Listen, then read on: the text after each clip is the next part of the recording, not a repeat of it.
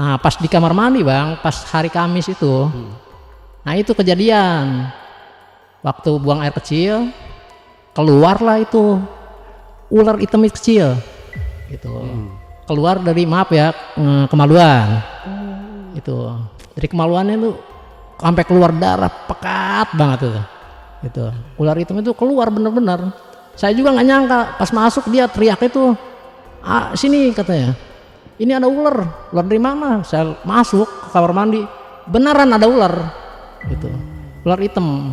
Nah, saudara ini kata Kiai, nggak lama sekitar 1 minggu anaknya meninggal, yang keterbelakangan mental ini. Jadi benar pas saya lihat itu matanya melotot, lidahnya ngejulur, ininya ada gigitan.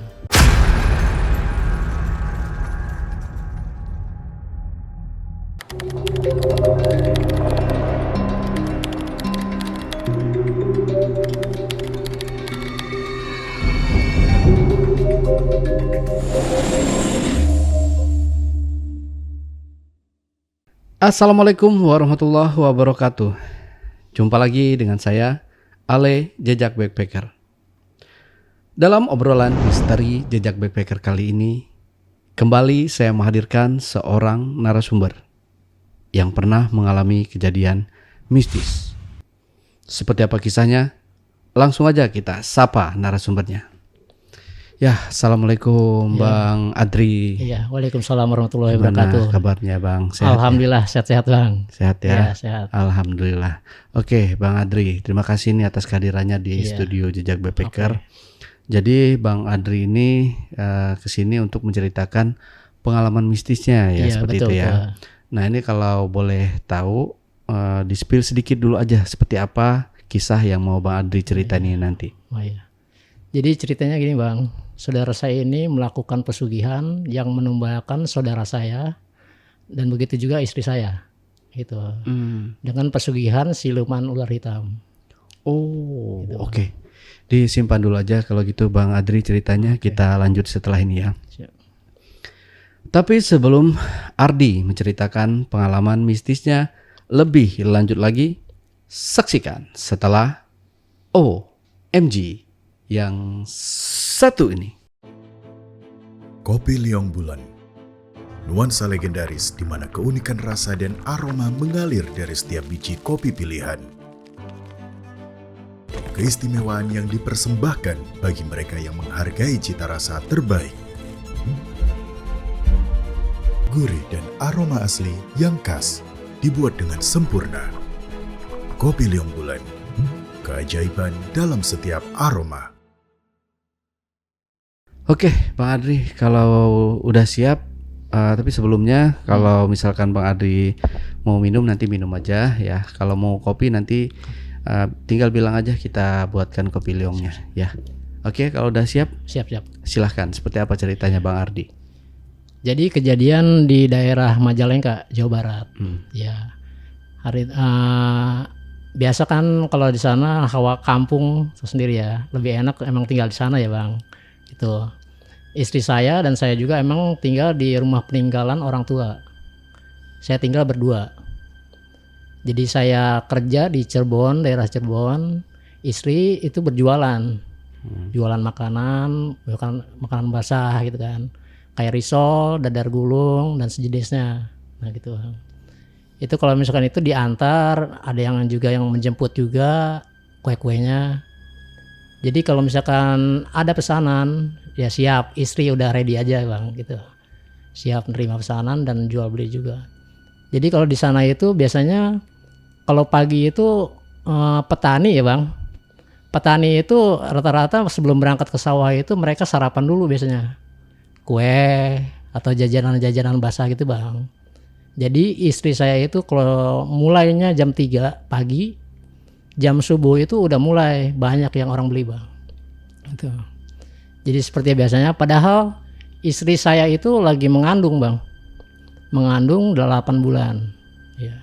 Padahal udah saya bilang gak usah capek-capek lah ngapain gitu kan. Namanya saya kerja, istri gak usah, namanya lagi ngandung, takut jabang bayinya kenapa-napa. Ya. Cuman istri kan ya kekeh juga orangnya ya bang. Pengennya ya udah pengen punya duit sendiri nah gitu kan. Lagian nggak ada kegiatan jenuh bilangnya gitu. Makanya ya udahlah buka terserah mau buka apa, yang penting jaga kandungan aja. Gitu. Ya kan kalau kemana-mana kadang saya antar dia gitu kan. Cuma kalau misalkan lagi belanja ya paling dia sendiri bang. Gitu. Jadi kalau di sana itu biasa jam 3 nanti subuh itu udah diantar seterusnya kayak gitu.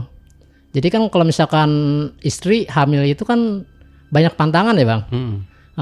Banyak pantangannya itu namanya suasana di kampung itu kan biasanya ya sedikit mistis lah bang ya. Biasanya kan kalau orang hamil biasanya kan nggak boleh keluar maghrib sampai jam 5 subuh mungkin baru bisa keluar. Tapi kalau ini dia jam 3, jam 5 udah bangun. Nah, gitu. Makanya kan di sana itu terus terang banyak juga saudara bang. Saudara banyak yang buka usaha juga sama gitu. Mereka usaha dengan jenis yang berbeda juga. Ada yang elektronik, ada yang sembako, ada yang jenis makanan yang lain lah hampir sama juga. Cuman kita ngikutin gitu bang. Istri makanya kenapa enggak sih kita usaha gitu bang. Ya udah saya mau usaha, sedangkan yang usaha sembako ini kebetulan saudara sendiri. Jadi kue itu kan bahan-bahan kue bang. Jadi nggak usah jauh, maksudnya kita harus ke pasar atau kemana gitu kan. Sedangkan di saudara sendiri itu ada. Jadi nggak perlu jauh-jauh kita nelpon atau kita datang berkunjung ke warungnya, gitu kan. Kita udah disiapin bahan-bahan kuenya, gitu kan. Ya kebetulan di situ juga emang usahanya, kalau saudara ini terbilangnya apa ya? Dulu tuh padahal kurang ini bang, usahanya kurang maju, gitu. Usahanya cuma jualan serabi. Sedangkan kan kalau untung jualan serabi itu nggak seberapa bang, gitu. Untungnya paling sedikit dan suaminya pun kerjanya serabutan. Maka dari itu dia sekarang usahanya maju entah kenapa itu kan, mungkin atau rezekinya atau gimana. Tapi dari segelintir orang sih pernah ngomong gitu kan, orang ini melakukan apa gitu kan. Cuman saya orangnya nggak bodo amat gitu. Saya nggak mau tahu lah urusan orang gitu. Yang penting intinya mah nggak ngusik hidup kita gitu aja bang. Ya. Dan di situ pokoknya saya serba ada lah. Kita belanja di situ, istri bahan-bahan pangan segala macam, gitu kan, dicukupin. Dan istri pun ya gitu merasa alhamdulillah udah terbantu juga. Jadi nggak usah jauh-jauh kita kemana-mana, gitu kan. Nah, yang saudaranya ini, makanya kan dulu sempat parah lah ekonominya gitu bang. Sebelum dia punya anak, gitu. Jadi usahanya tuh ngerintis, orang bilang inilah segala macam pesugihan lah atau apa. Nah itu dia. Makanya pas lahir anak itu, cuman lahir anaknya tuh nggak normal bang, gitu. Jadi kayak bersisik, gitu bang. Jadi anak tuh kayak bersisik, cuman kata saya bodo amat kan soal itu. Ya pas berkembangnya itu usahanya pas punya anak itu. Selama 8 tahun itu dia nggak punya anak. Pas punya anak itu baru usahanya makin maju. Itu. Ya mungkin kalau pikiran orang kan udah negatif ya. Kalau saya positif aja gitu bang. Gak usah macam-macam gitu kan. Lagian gak merugikan gitu kan. Nah langsung itu kita sering main ke sana, namanya saudara sendiri kan. Kadang ngadain acara, arisan atau acara apa gitu kan. Nah itu kita berkunjung sana ke rumahnya. Nah pas dia itu tanya ke istri, kamu ikut nggak? Ikut lah ke rumah saudara ini dekat ya kan. Ya udah kalau mau ikut, tapi gimana? Capek nggak? Soalnya kan lagi ngandung, kita jalan kaki juga nggak apa-apa. Namanya silaturahmi gitu kan. Datanglah kita ke rumah saudaranya.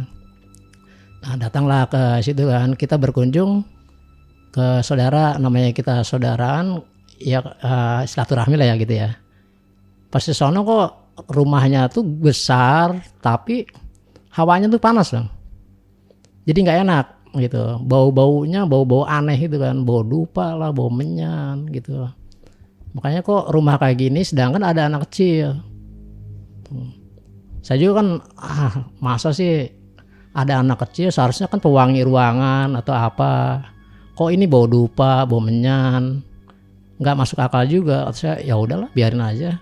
Mungkin baunya kayak gitu kali gitu kan, suami istri ini itu. Ya setelah itu lama kelamaan ngobrol, istrinya ini namanya Bu Retno. Nah Bu Retno itu saudaranya ini istri. Saudaranya istri ini jadi setiap apa-apa dia selalu perhatian sama istri. Jadi kadang dia berkunjung datang ke rumah gitu kan, ngasih susu formula buat susu hamil, ibu hamil, vitamin segala macam. Jadi rutin. Kalau sekarang tuh seminggu sekali, kadang 3 hari udah datang. Kadang kalau saya istri saya nggak datang ke warungnya, dia datang sendiri bang ke rumah. Jadi nanyain gimana kue, udah habis apa belum? Kalau belum biasa aja yang borong kayak gitu kan. Gak apa-apa, nanti dibagi-bagiin aja sama warga atau sama siapa itu. Nah setelah itu dikasih terus segala macem makanan, mulai dari minuman. Dia pun kan usahanya makin maju, dia beli tanah juga di depan rumah saya itu. Tuh ada yang jual, dia beli. Nah ternyata mungkin buat bahan juga kali ya. Jadi di situ udah banyak ada pohon pisang, mangga, nangka segala macem. Jadi dia beli dengan harga murah. Biasanya kalau dia ada yang jual, dia selalu beli. Nah itu duitnya kan ya kata orang duitnya banyak, pasti tawarin aja ke dia barangkali mau. Ya kebetulan pasti ada yang jual, pasti dia yang beli gitu. Makanya nggak lama istri ngasih segala macam susu hamil, vitamin dan segala macam. Nah pas kejadian itu ya nggak lama istri saya itu selalu mimpi hal yang nggak ini pak, mistis, yang serem-serem. Kadang mimpi, kadang-kadang didatengin orang hitam, kadang ular. Nah itu kejadian awalnya sering dimimpiin. Dan kejadian itu kalau misalkan lagi bikin kue jam 3 pagi, tiba-tiba kadang suka ada yang ngetuk pintu tapi nggak ada orangnya. Nggak ada orangnya, pas dibuka kemana, siapa gitu kan, nggak ada orangnya. Gitu. Pas hari ketiga, hari Selasa kalau nggak salah itu, ada dia dibukain pintu, ngebangunin saya gitu kan, buat sholat subuh pagi-pagi banget. Jadi ada sosok tinggi hitam tiba-tiba melambai gitu, ngajak apa, katanya nggak usah peduliin, halusinasi aja mungkin itu kan, nggak usah ini, mungkin cuman bayangan aja gitu. Udah aja fokus kalau mau bikin kue aja, nggak usah yang macem-macem gitu. Lah gitu pas malamnya memang benar kejadian. Jadi pas malam itu bukan mimpi sih bilangnya, kayak benar kenyataan. Tiba-tiba dia teriak gitu, teriak manggil-manggil, ada ular. Kata saya, di mana di ularnya? Orang nggak ada. Itu di situ di balik lemari. Saya cari-cari kan bang, emang nggak ada ularnya, tapi dia bilang ada gitu. Ularnya itu besar, warna hitam. Kata saya, di mana? Itu halusinasi. Ya udah nggak usah pikirin lah hal kayak gitu, mendingan fokus aja, banyak istighfar gituin. Lagian lagi ngandung kayak gini emang cobaannya lagi banyak. Nah pas hari pertama seterusnya itu seminggu itu ngalamin kejadian mistis terus. Jadi mimpi lah, hampir ketemu ular hitam tapi kecil itu kan.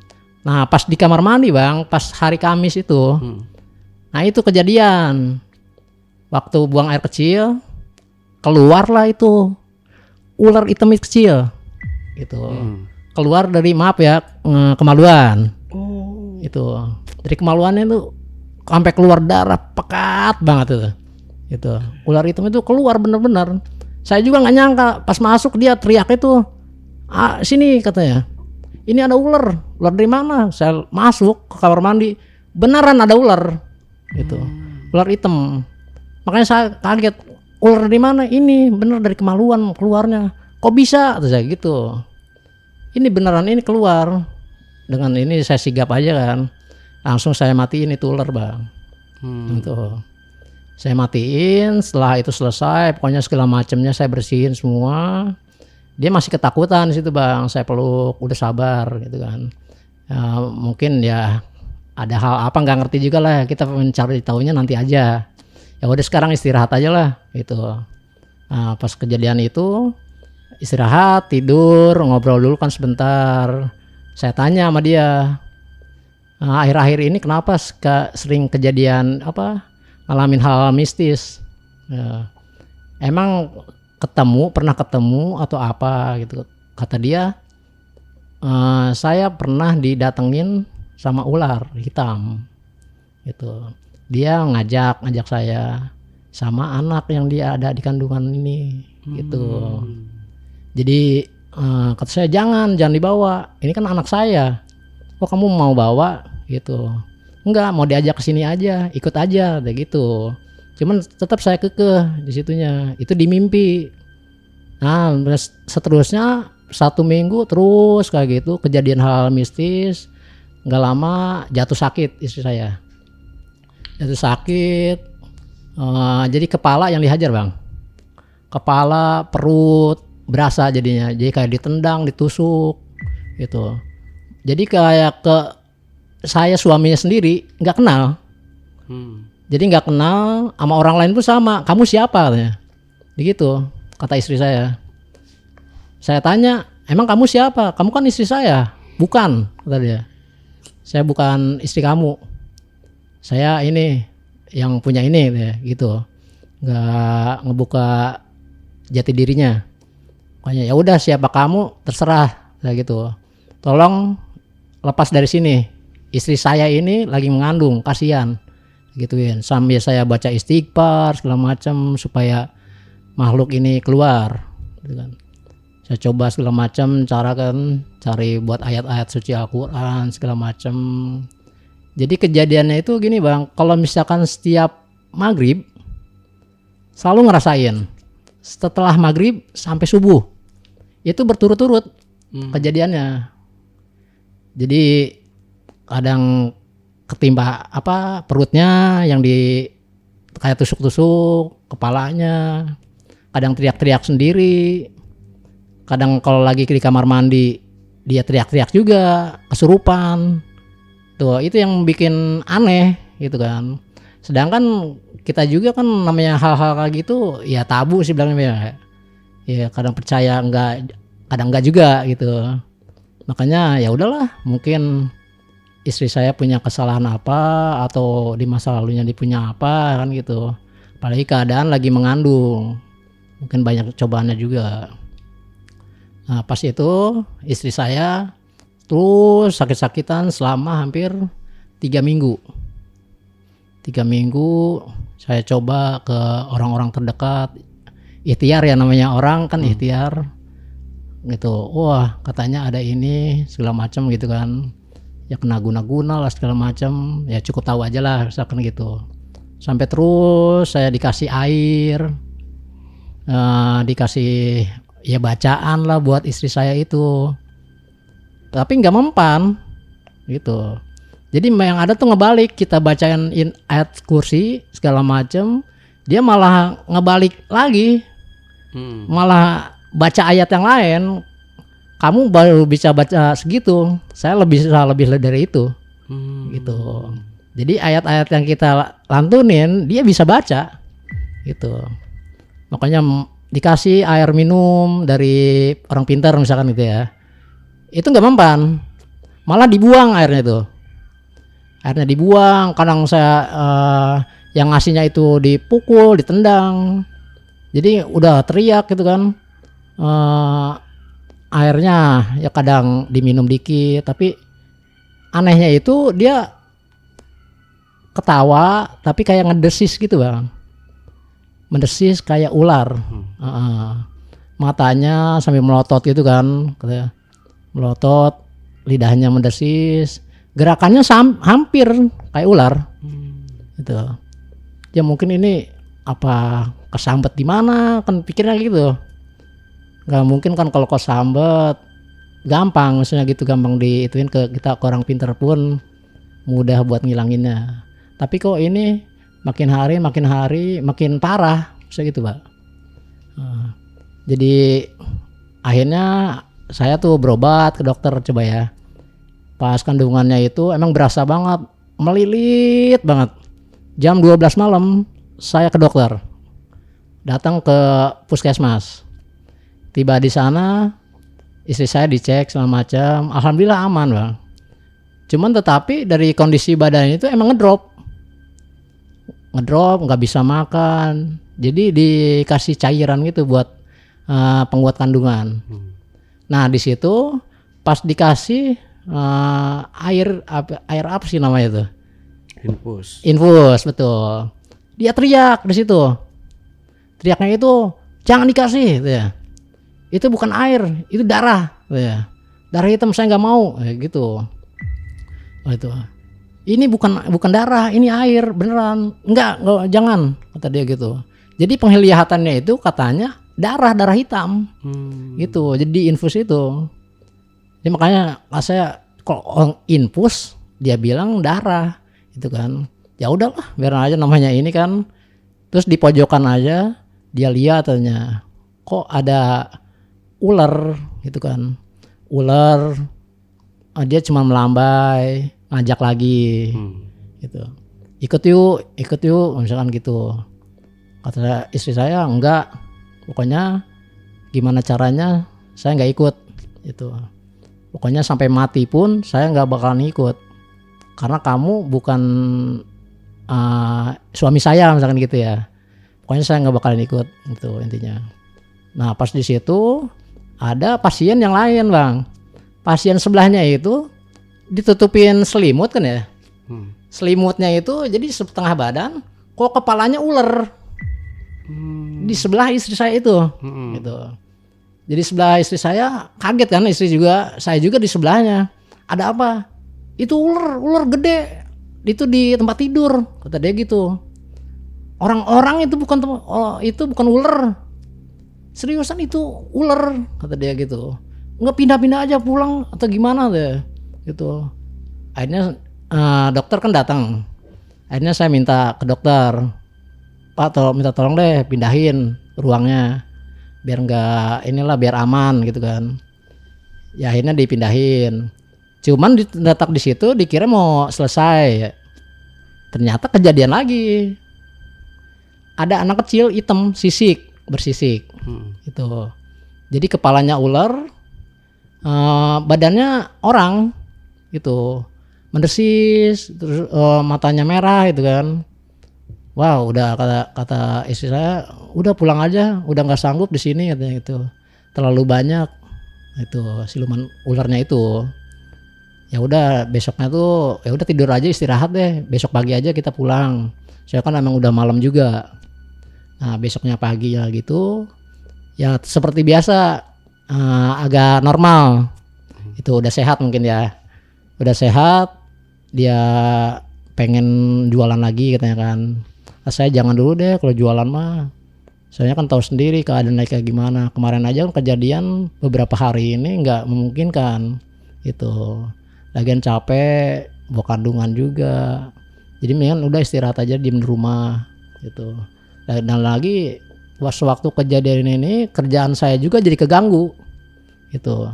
Jadi saya nggak fokus kerja juga, kadang masuk kadang enggak, ya buat nemenin dia aja ekstra jadinya. Kadang dilibatin saudara gitu, minta tolong dong istri saya kalau misalkan saya keluar minta tolong aja jagain, takutnya kenapa-napa gitu. Pokoknya pas kejadian itu udah pokoknya ekstra banget gitu. Penjagaannya dan segala macam, soalnya kan takutnya kejadian hal-hal yang di luar nalar lagi gitu. Nah pas di itu Bang, biasa kan kalau itu tetap kekeh dia, besoknya ya udah agak sehatan nanti gitu, udah agak sehat, belanja lah di rumah saudara itu. Kata saudara itu, kok udah lama nggak kesini, kemana aja gitu.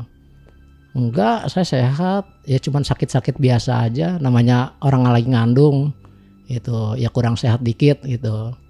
Ya udah kamu gini aja, kemarin kan udah saya kasih susu, vitamin segala macam. Sekarang udah bawa aja apa yang kamu mau, bawa aja ke rumah buat ini, daripada kamu sakit-sakitan dari vitamin segala macam, silahkan aja ambil yang kamu mau gitu. Harga saya diskon aja. Jadi saudara itu benar-benar dia baik sih Bang. Bilang sama warga pun ya baik gitu. Sama istri apalagi namanya saudara kan ya. Nah pas di situ terus dia ngasih, nggak lama kok makin parah gitu. Terakhir itu dia ngasih mangga. Jadi mangga itu kan hasil dari kebun. Di depan rumah saya itu dia panen mangga. Kebetulan istri saya lagi ngelayanin gitu. Pas ngelayanin, nih ada sedikit mangga nih dari hasil kebun ya. Ya udah alhamdulillah, namanya hamil kan ngidam, seneng yang pedas atau asem. Ya udah diterima di situnya. Dan terus dia ngasih lagi kayak sawo segala macam yang jenis yang istri saya suka. Soalnya dia pernah cerita juga, lagi itu kan pernah dikasih sawo juga, katanya saya seneng banget sama sawo ini, makanya selalu dia ngasih sawo gitu. Nah pas kejadian itu nggak lama, sekitar malam minggu kalau nggak salah. Jadi pas saya waktu ke dapur, saya lihat biasa aja istri itu lagi motong-motong ngiris bawang, cabe segala macam gitu. Tiba-tiba saya keluar ngobrol sama teman kan, nggak jauh dari rumah juga. Tiba-tiba kok teriak ini gitu. Teriak ada apa gitu kan. Saya datang ke situ langsung. Dia nggak taunya ini udah megang pisau Bang. Udah megang pisau. Yang dipegang tuh bukan ujung pisau yang tajamnya. Gitu. Tajam itu di tangan tuh udah berdarah-darah gitu. Mau ke perut sendiri itu. Saya coba istighfar, kamu ngapain kayak gitu bawa pisau-pisau segala gitu. Hampir saya ditusuk perutnya itu sendiri Bang. Kalau nggak saya tahan, saya rangkul, saya sendiri pun kena gitu, kena pisau itu. Dia sambil teriak gitu kan, manggil, kamu siapa, kamu keluar. Sedangkan itu di perut, dia mau nusuk perut sendiri. Darah udah di mana-mana gitu kan. Wah udah nggak jelas saya, pikiran saya juga. Saya udah banyak istighfar, saya lempar tuh pisau ke mana nggak tahu gitu, saya cari itu. Udah banyak darahnya, saya juga baju banyak darahnya, istri pun sama, tuh kan. Saya mandiin di situ, nggak lama itu jadi kayak celana dalam. Nah di situ pas pergantian itu celana dalam pada digantung. Pergantian apa nih? Celana dalam. Pergantian, ganti celana dalam. Ganti celana dalam itu kok tiba-tiba pas mau diambil hilang. Kata saya kemana? Kalau ada binatang, tikus atau apa, itu kan jelas-jelas ada kan di kamar mandi. Tapi itu nggak ada. Gitu. Itu hilang, nggak tahu kemana. Itu bekas darah, namanya kita lagi ngandung kadang nggak kerasa ya, keluar darah dikit atau gimana. Itu rencananya mau saya ambil, mau taruh, ya saya bersihin dulu lah gitu. Mau saya cuci, tapi kok nggak lama itu waktu tuh, tiba-tiba kok hilang gitu. Saya juga kok aneh, siapa yang ngambil. Nah maka dari itu ya udah, kalau saya kalau emang hilang ya udah hilang. Nah, istri udah beres di kamar mandi itu, ya udah ganti celana baru aja lah, itu nggak usah celana lama. Nah saya bikin di rumah tuh istirahat itu kan. Tetap dia mungkin kepikiran kali ya kejadian yang tadi itu. Sampai ya kebayang mungkin kan kejadian yang tadi, hampir nusuk perutnya sendiri. Kalau emang kejadian mungkin dia wassalam juga gitu kan, kandungannya mana kembar anak saya itu. Itu bisa ya udah 3 nyawa mungkin gitu Pak. Makanya dari itu wah udah nggak beres. Kelamaan ya udah saya coba deh ikhtiar lagi, nyoba ikhtiar ke tempat lain, ke Cirebon pernah juga, ke ini tetap gagal. anehnya itu selalu gagal. Dapatlah info saya dari saudara saya sendiri. Ada nih daerah Cirebon, Kiai gitu. Kiai ini bagus bilangnya. Ya udah sebagus-bagusnya atau gimana pun intinya kita ikhtiar lah buat kesembuhan istri saya. Itu. Datanglah kita ke sana. Pas hari pertama datang ke sana pakai sama saudara saya juga minta tolong. Bang minta tolong deh anterin ke itu Kiai ini di daerah Cirebon. Kata dia ayo.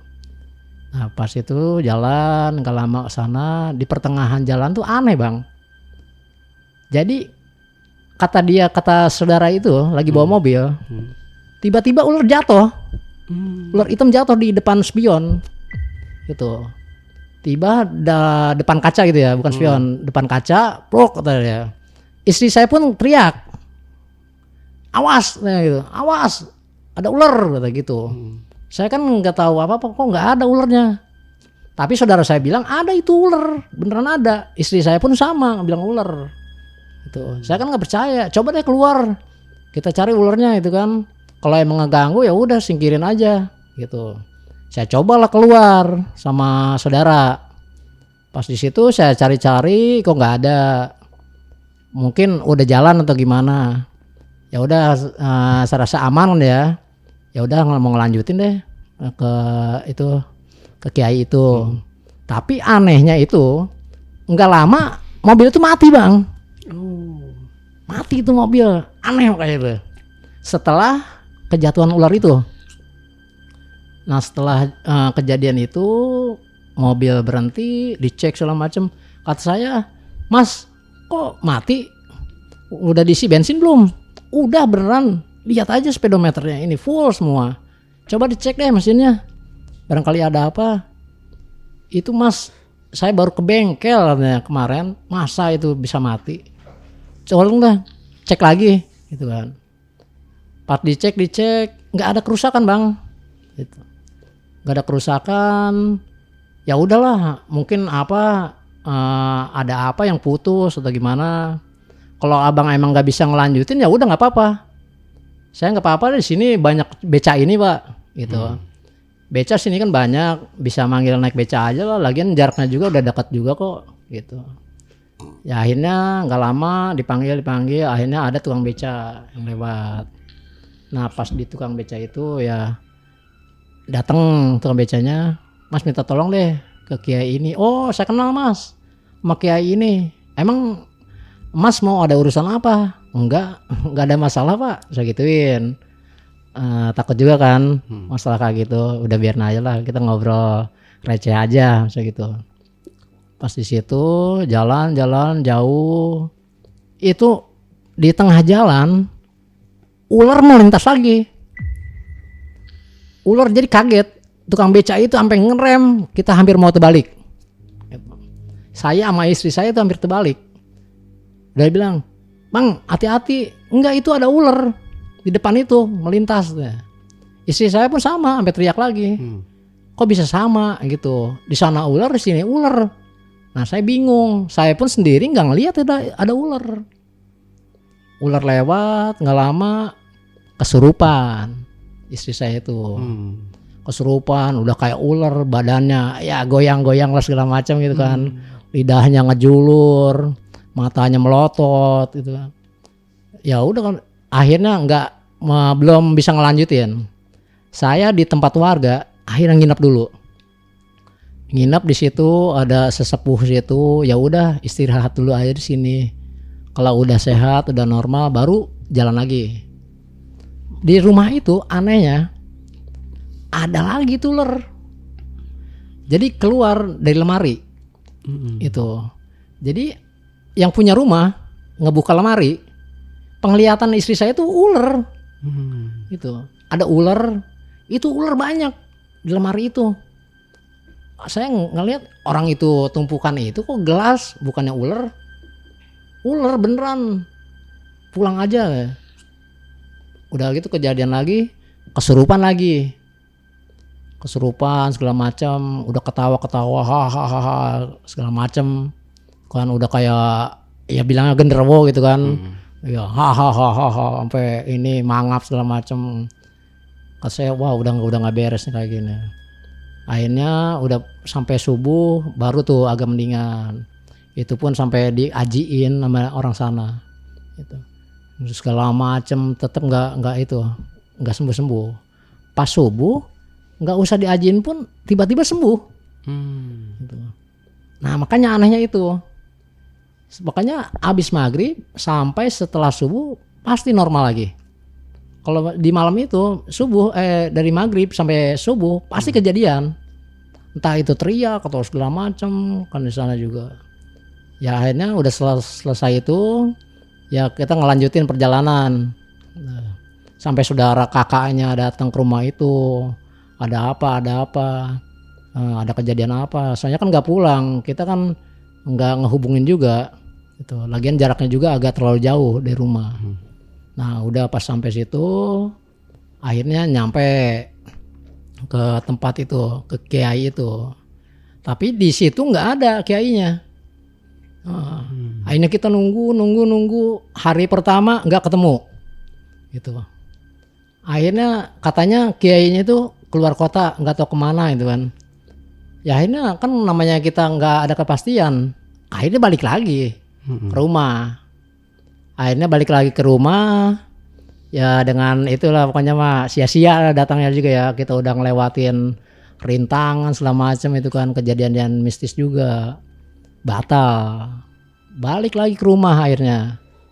Balik lagi ke rumah biar seperti biasa kalau dari pagi sampai sebelum maghrib normal.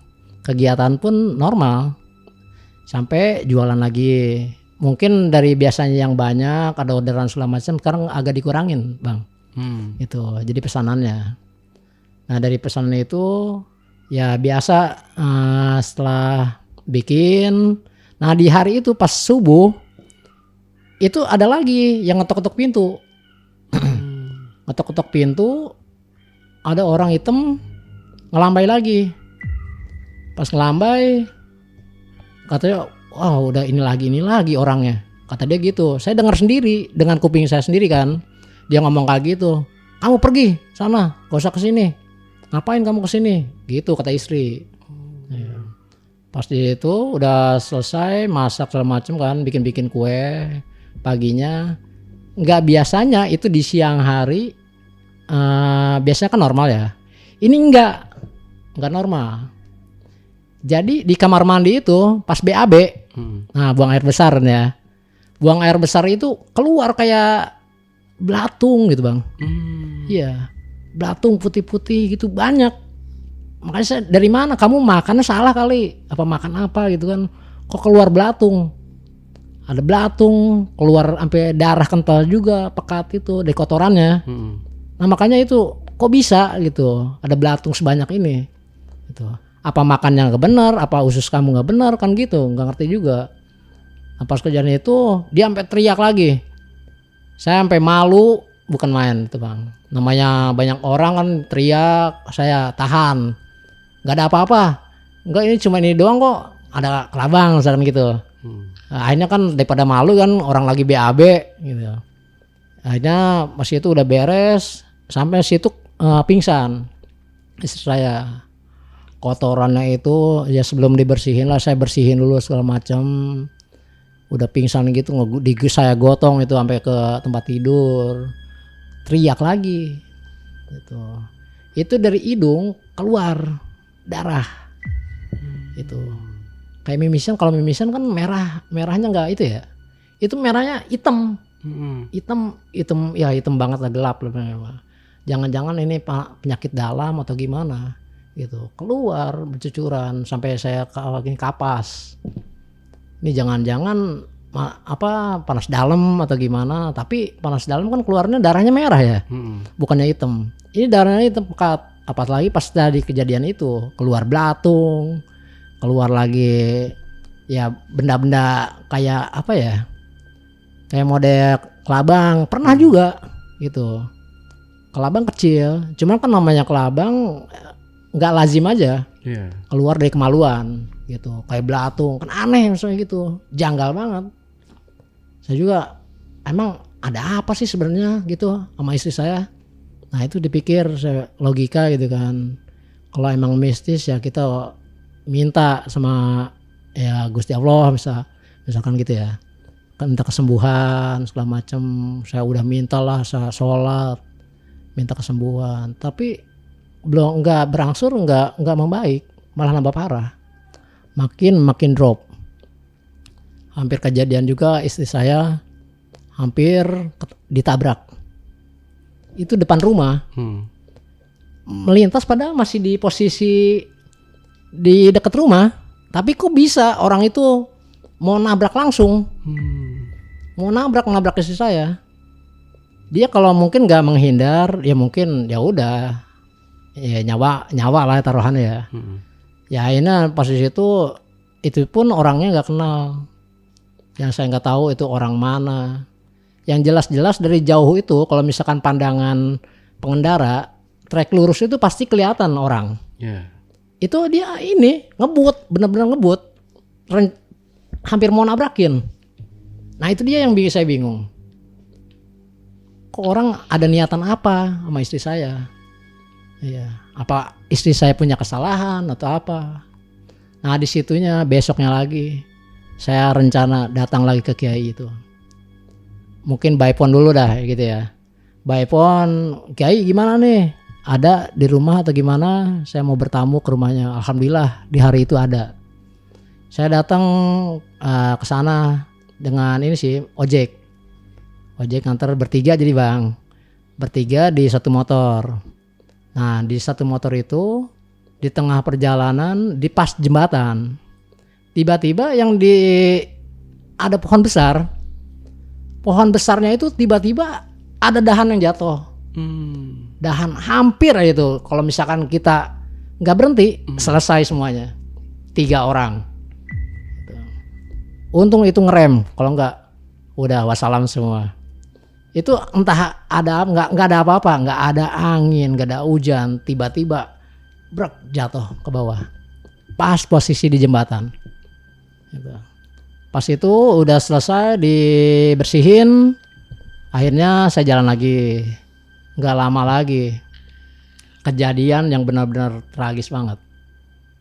Hampir pas kalau dari Majalengka itu kan ketemu jalan besar bang. Jalan besarnya itu kan banyak yang dari Pantura itu mobil-mobil besar. Padahal space-nya itu kita mau nyebrang jauh banget. Tapi kok tiba-tiba ada mobil yang deket, hampir mati semuanya. Itu udah dekat. Saya pun udah ngasih aba-aba ke abang ini ya. Bang udah ini aman buat nyebrang. Tapi kok tiba-tiba mobil truk segitu gedenya dari jauh kan kelihatan kan. Tiba-tiba udah mendekat aja. Pas banget. Kita udah lewat itu mobil masuk. Itu kalau telat berapa detik aja mungkin udah lewat lagi. Nah itu udah mulai dari mau ketiban pohon lah, mau ketabrak mobil, sampailah di tempat kiai. Nah kita cerita segala macam gitu kan, kronologisnya istri ya keadaannya kayak gini, ya minta tolong dibantu. Ya setelah itu alhamdulillah kiai ngobrol-ngobrol dulu kan, nggak langsung sama pasien biasanya Pak. Udah pas itu istri saya kan diobatin langsung. Jadi disediain baskom disediain air, kembang 7 rupa sama dupa-dupa lah segala macam gitu kan. Nah dicek sama dia, dilihat ternyata banyak katanya. Jadi yang di tubuhnya ini emang banyak yang datang. Dikeluarin ada datang lagi, dikeluarin ada datang lagi, tapi ada yang ketuanya yang lebih diseganin. Nah siluman ular hitam ini. Tuh. Jadi pas kejadian itu dilihat segala macam. Wah itu keluarnya bukan main bang. Kayak apa sih, muntah, bener-bener muntah, seisi perut keluar semua.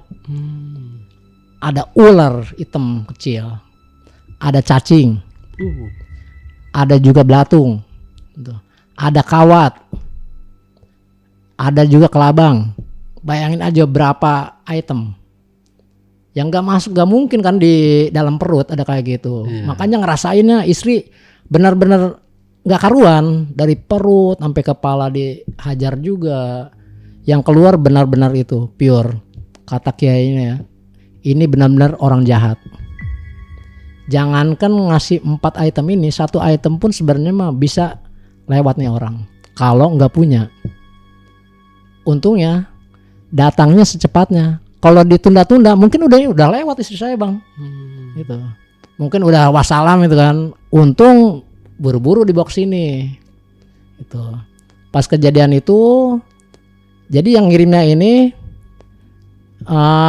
ancam, jangan ganggu deh, katanya gitu ke kiainya ini. Jangan ganggu urusan saya sama si itu. Bisa-bisa kamu sendiri nanti yang kena.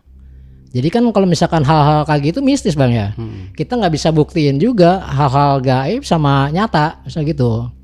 Jadi ya kiai ini nyembuhin secara perlahan istri saya. Dan lagi kalau ada ancaman itu makin tertantang kan kiai juga buat nyembuhin. Ya udahlah, kalau lo misalkan mau tetap ngejahatin, oke gue jabanin, kata kiai gitu. Ya akhirnya dikerjain lah tuh sama dia. Dikerjain ya, saling balas ilmu lah segala macam kan. Kita juga nggak ngerti soal kayak gitu. Ya akhirnya ya udah, ini mbaknya selesai katanya. Udah saya bersihin, cuman belum full bersih. Sewaktu-waktu nanti ada yang datang kembali, tapi jangan kaget gitu. Jangan kagetnya, ya udah tahu sendiri istri kamu itu ketemu sama ular hitam lah segala macam. Sebenarnya ya itu dari lingkungan saudara sendiri. Nah, lingkungan saudara sendiri, saya kepikiran siapa nih orang yang saudara sendiri. Sekian banyak orang gitu kan, yang saya wah jangan-jangan ini Bu Retno ini, jangan-jangan. Karena selama ini yang sering perhatian dia. Sering ngasih susu lah segala macam, vitamin. Jadi, nah anaknya itu makanya kata orang, wah ini Bu Retno ini kaya karena pesugihan mungkin. Dulunya kan sering kayak gitu orang pernah ngomong. Dan ada kelatar belakangan mental mungkin ya.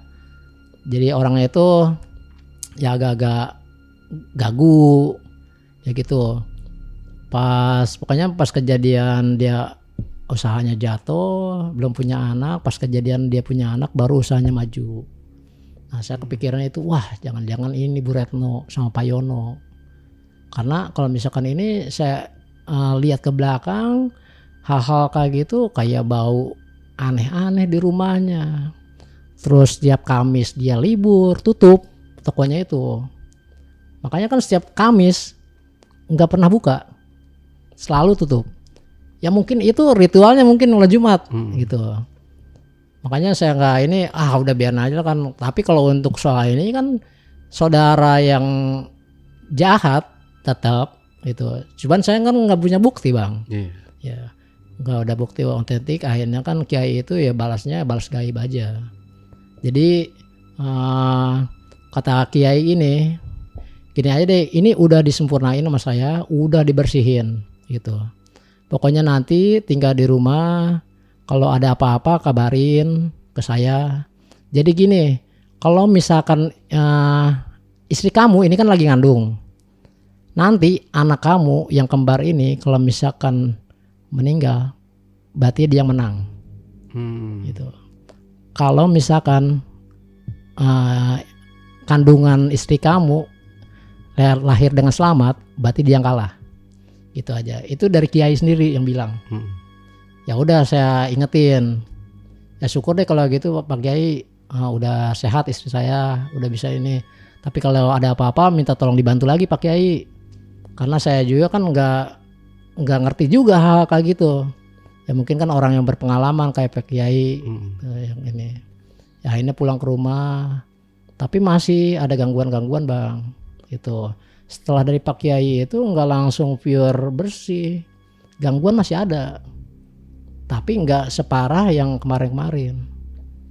Ya mimpi paling gitu aja. Tetap sih datang orang itu.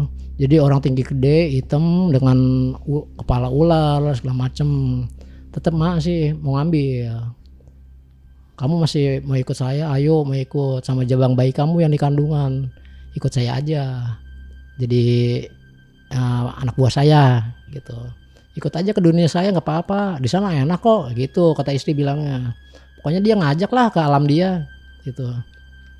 Nah nggak lama itu usia kandungan istri saya kan udah 9 bulan bang. Nah pas di situ nggak lama kelamaan kan udah ya berangsur membaik. Terus dari kejadiannya itu kan nggak terlalu parah, mungkin kayak mimpi terus berhalusinasi gitu aja. Ya anggap wajar lah ya, karena mungkin kejadian hal-hal yang lalu masih kejadian hal-hal mistisnya dia masih ingat gitu kan di memorinya. Akhirnya udah kandungannya, alhamdulillah bang, anak saya itu lahir dengan selamat. Iya alhamdulillah. Tapi anak saya itu pas mau ngelahirin tuh kepala doang susah buat ngeluarinnya gitu. Jadi kayak ketahan. Pada dokter tuh udah mau nyoba, udah keluar, tapi nggak bisa, kok aneh gitu. Padahal udah setengahnya, hampir setengahnya. Nggak lah 1 jam, 2 jam itu nggak keluar. Divonis dah, suruh dirujuk rumah sakit. Akhirnya dirujuk rumah sakit, katanya harus sesar. Pas harus sesar itu, wah saya udah stres banget bang. Namanya keuangan lagi kurang bagus juga kan ya.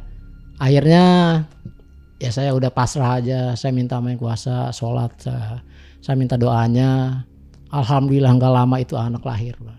Gitu. Dengan kondisi aman. Padahal itu sungsang. Gitu. Padahal kan kalau dari dokter itu kalau sungsang itu biasanya harus sesar, nggak boleh namanya normal. Alhamdulillah itu sehat. Gitu. Keduanya bayi pertama lahir, alhamdulillah jelang 15 menit lagi anak saya yang kedua lahir, alhamdulillah. Setelah itu istri saya udah sangat bersyukur banget. Jadi pas ngelahirin itu, pas ngangkang itu dia masih ada itu orang tinggi hitam itu masih ngawasin itu, masih ngajak. Tapi pas setelah keluar anak saya ini dia agak ngejauh. Gitu. Udah ketahuan mungkin kan udah lahir kan anak saya. Tapi setelah dibawa ke rumah kan udah beres segala macam ya, persalinannya udah selesai, besoknya lagi biasalah rutinitas kan ibu-ibu sama anaknya gitu kan. Itu kan belum full dia megang bayi. Tetap nanti saudaranya yang megang, istrinya pun ya istri saya pun megang juga. Disusuin segala macam. Masih datang itu orang hitam gede itu. Datang cuman bagus katanya, kamu udah lahiran, kalau belum saya ambil nyawa kamu semuanya gitu.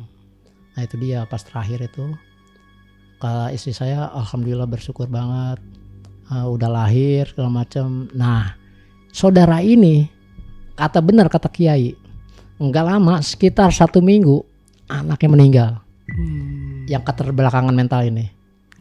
Nah, itu tiba-tiba nggak sakit nggak apa, tiba-tiba dia meninggal. Ada diinfoin kan, otomatis kan saya juga namanya saudara datang sana dong. Akhirnya datang ke sana, anehnya itu ada luka bang di leher, tanda 2 kayak gigitan. Itu yang bikin saya itu dari orangnya emang kurang juga ya orang ini ya.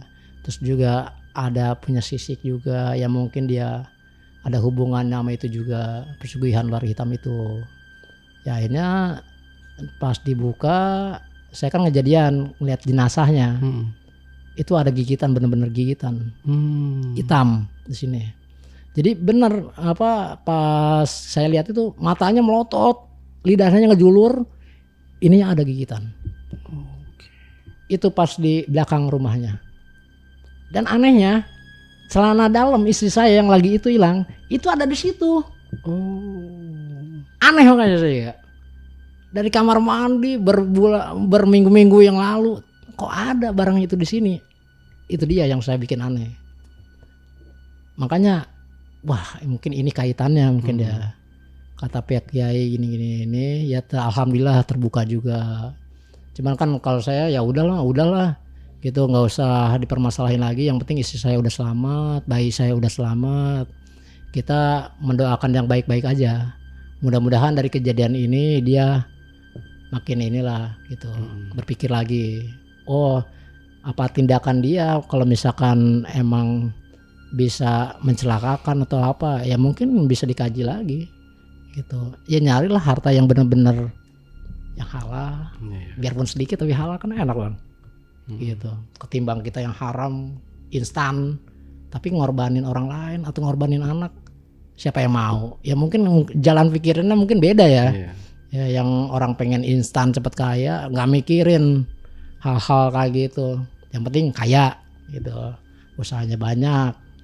Jadi numbalin mau orang lain, anaknya sendiri atau suaminya sendiri atau saudaranya sendiri, bisa jadi. Intinya mah ya itu tujuannya itu kekayaan, harta yang dia cari gitu. Ya ini nggak lama-kelamaan dikubur segala macem. Kejadian itu di kuburan itu jadi cuaca panas Bang, cuaca panas, saya ngehadirin sendiri di kuburan itu. Ada air di dalam kuburan, ada airnya. Jadi yang ngegali itu sampai gali lubang hampir 3 kali. Yang pas ketiga kalinya itu ada ular situ. Ular hitam gak tahu datang dari mana. Tiba-tiba itu ular ada di bawah itu. Otomatis kan kaget. Yang ngegali juga. Ular datang dari mana? Lubang gak ada. Ya akhirnya kan terpaksa naik lagi.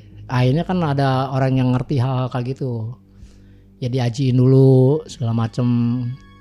Ya minta petunjuknya lah. Ya dihindarin lah hal-hal kayak gitu. Akhirnya habis diajiin, ular itu ngilang.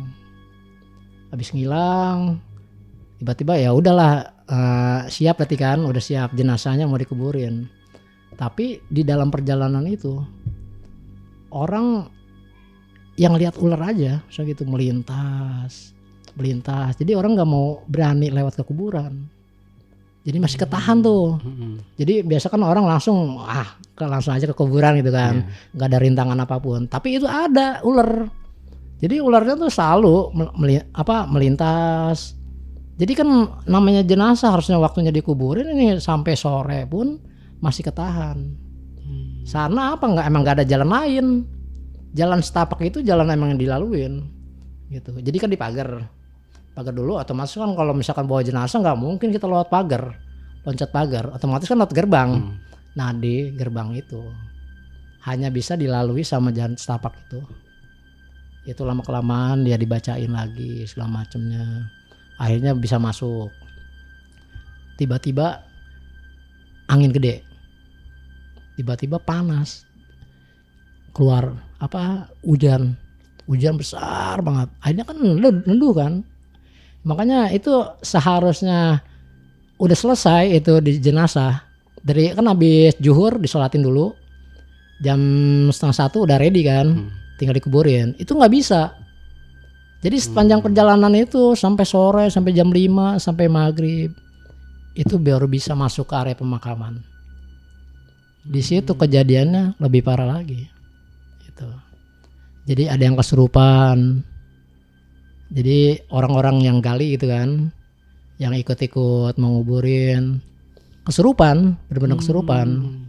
Jadi ngedesis sama persis banget, kayak ular, liwak-liwuk segala macam.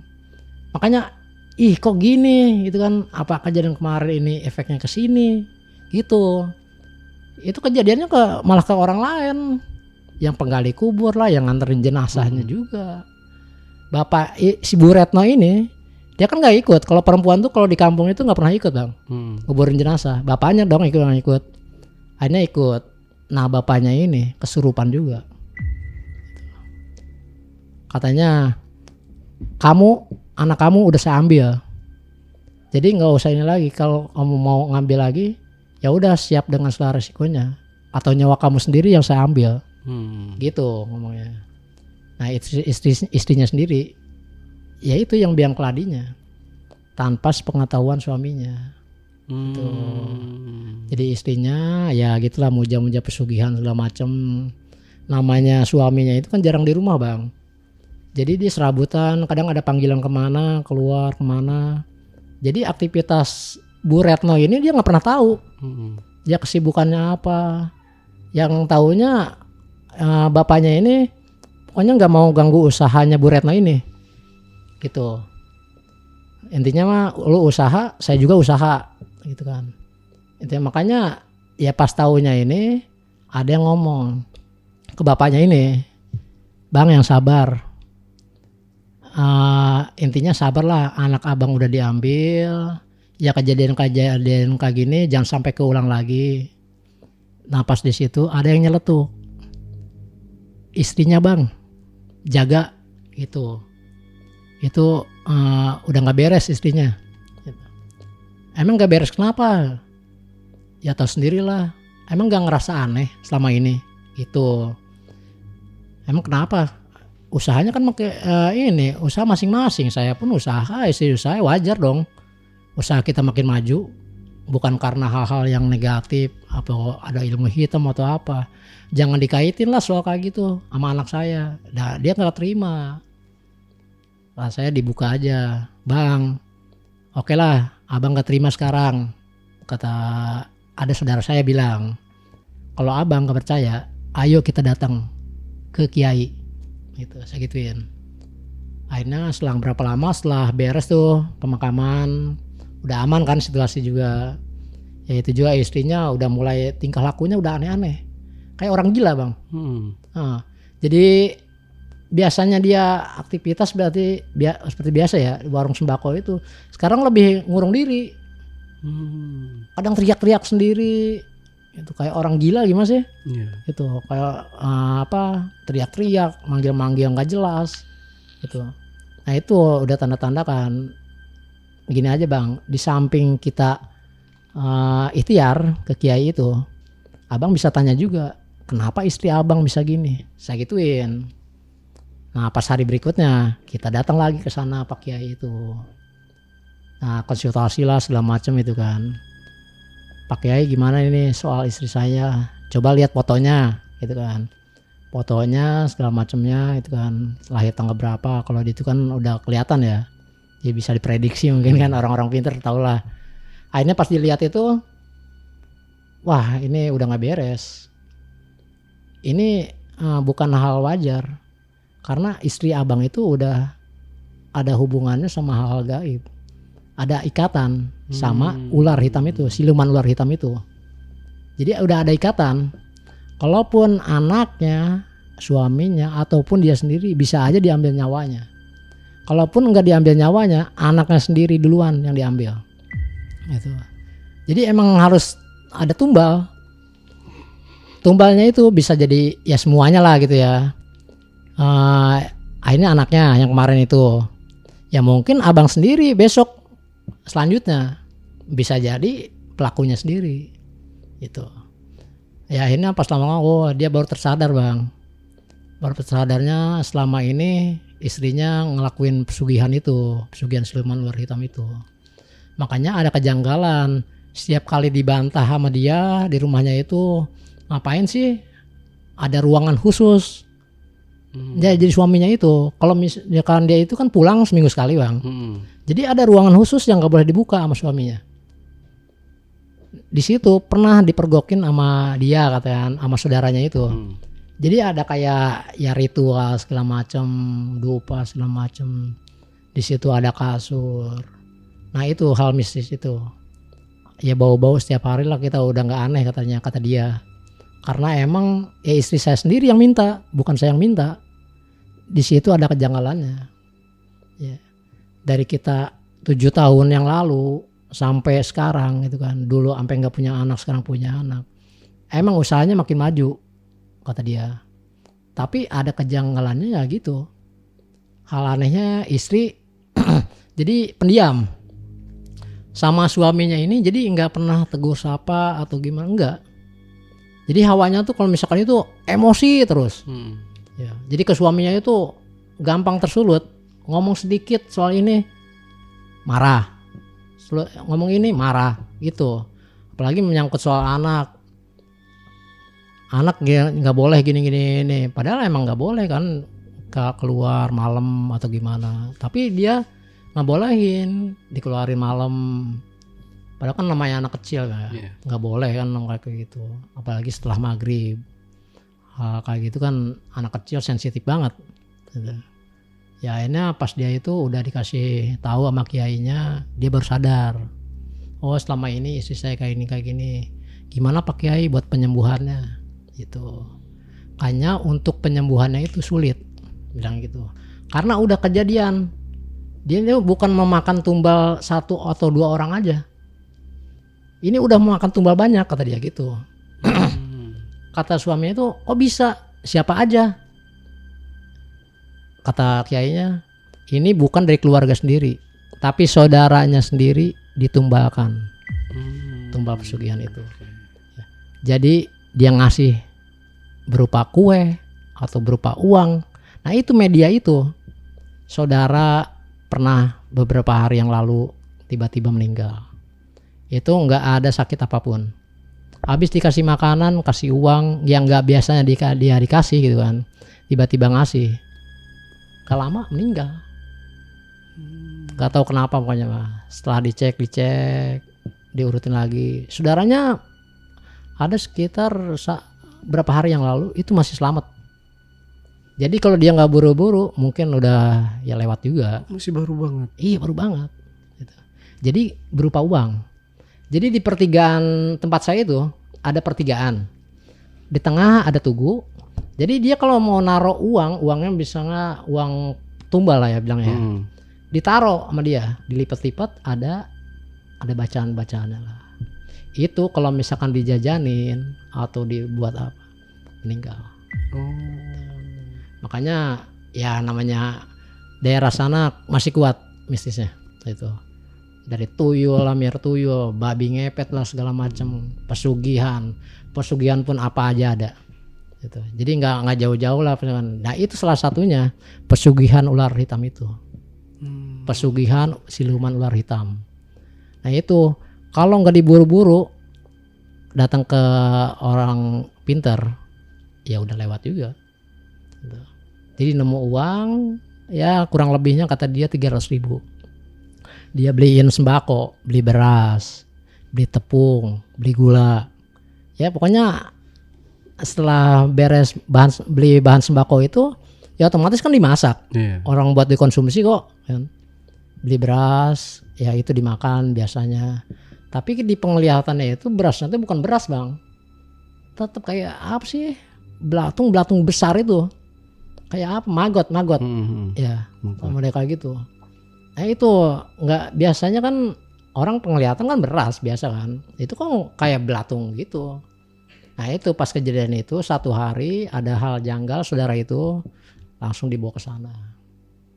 Ya ini nggak lama dibawa ke sana, diobatin lagi di sana, masih keulang lagi gitu. Sampai beberapa kali sih ke kiai itu.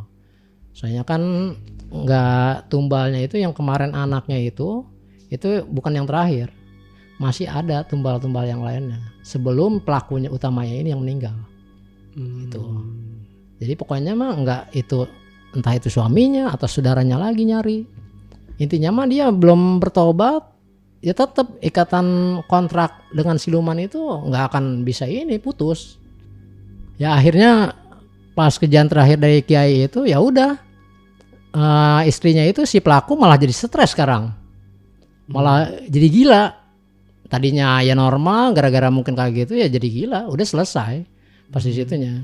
Jadi udah nggak ada cerita lagi, namanya udah gila kan, dia pikirannya udah ngawur, ya udah gitu aja. Akhirnya kita juga alhamdulillah keluarga udah aman, anak juga alhamdulillah sehat, anak sekarang udah yang kembar umur 7 tahun gitu. Jadi alhamdulillah sekarang, tapi anak itu tetap namanya mungkin memori yang lalu masih kepikiran, sensitif hal-hal mistis karena kejadian dulu kan, gara-gara ya tumbal itu. Makanya dari itu ya kita juga bersyukur, alhamdulillah masih dikasih umur istri saya, anak saya, alhamdulillah ya gitu. Udah dikasih umur pun udah bersyukur banget gitu kan. kita bisa bernapas, harta ya kita bisa carilah gitu aja. Ya udah Bang. Oke. Iya. Berarti rumah kalau dia udah gila gitu berarti suaminya aja nih. Dia diurus sama suaminya nih akhirnya. Iya, mas suaminya. Jadi Oke. gila gitu aja, yang ngurus ya suaminya. Gitu. Ada ini ya mungkin kan ya namanya kontrak ya, namanya pesugihan tetap aja gitu. Ya mungkin next time dia sendiri jadi tumbalnya gitu. Ya mungkin sekarang bisa gila, mungkin besoknya atau gimana nggak ngerti juga.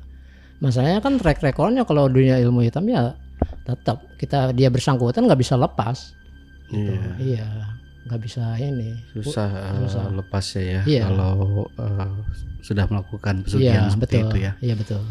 Berarti ini nggak dilanjutin sama suaminya nih ya. nggak dilanjutin katanya. Dia justru makin sini rajin ibadah gitu, setelah kejadian itu. Berarti total selama dia melakukan pesugihan itu, Bang Adri tahu nggak dia udah berapa kali mencari tumbal itu? Kalau itu saudara saya aja 4. Saudara 4, mungkin nggak tahu yang lainnya ya. Gitu. Yang kejadian terakhir ya anaknya sendiri. Jadi anaknya tuh yang jadi tumbal. Tadi cuma satu-satunya itu ya. Satu-satunya betul. Nah, pas kejadian itu makanya kan anaknya itu yang bikin dia kaya, maju pesat. Gitu. Makanya dia berhubungan sama pesugihan itu. Lahirlah anak itu kan. Anak itu lahir, usahanya makin maju. Sebelumnya mah enggak. Usahanya ya biasa aja, jualan serabi lah, suaminya serabutan. Jadi kan ekonominya ya masih di bawah. Tapi setelah kejadian istrinya ngandung, lahiran, usahanya maju. Maju pesat.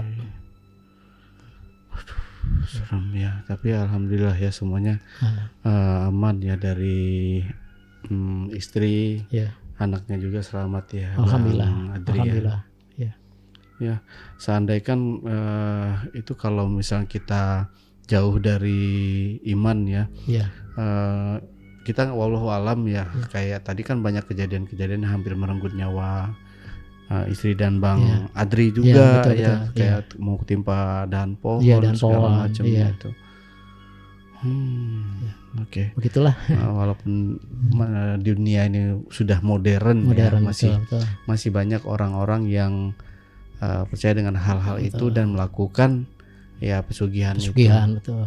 Iya. Nauzubillah min zalik ya, Bang Ardi ya. Jangan sampai ya, Bang. Jangan sampai ya. Kita dan keturunan kita ya. Insyaallah. Oke. Dari sini Bang Adri ada yang mau disampaikan lagi atau pesan-pesannya mungkin ke penonton di rumah, silahkan. Ya kalau bisa kita nyari rezeki itu nggak usah yang instan, yang dilarang sama agama. Kita fokus aja rezeki biarpun sedikit tapi halal. Kita berkah makannya. Jadi nggak usah neko-neko, apalagi yang bisa menumbalkan nyawa orang lain. Ya, kita bersyukur dikasih umur, dikasih rezeki yang tak terhingga dari Yang Maha Kuasa. Oke. Ya, makasih. Oke, Bang Adri, terima kasih buat waktunya. Oke, Backpackers, itu tadi obrolan misteri jejak backpacker bersama narasumber kita, Bang Adri. Jangan lupa untuk selalu support channel YouTube Jejak Backpacker dan channel YouTube Ale Jejak Backpacker. Buat teman-teman juga yang punya pengalaman menarik dan ingin berbagi cerita di channel YouTube Jejak Backpacker, teman-teman dapat menghubungi admin melalui nomor WhatsApp di 0858 47000 683 atau di 0852 1234 5683. Atau juga teman-teman bisa mengirimkan cerita kalian melalui email di admin@jejakbackpacker.id. Wassalamualaikum warahmatullahi wabarakatuh. Oke, Bang Ardi, terima kasih buat waktunya. Sama-sama ya. Bang, siap. Sehat selalu buat keluarganya juga, sama-sama buat Bang. hatinya. Abang sehat juga, siap. Amin. Makasih dan sampai jumpa.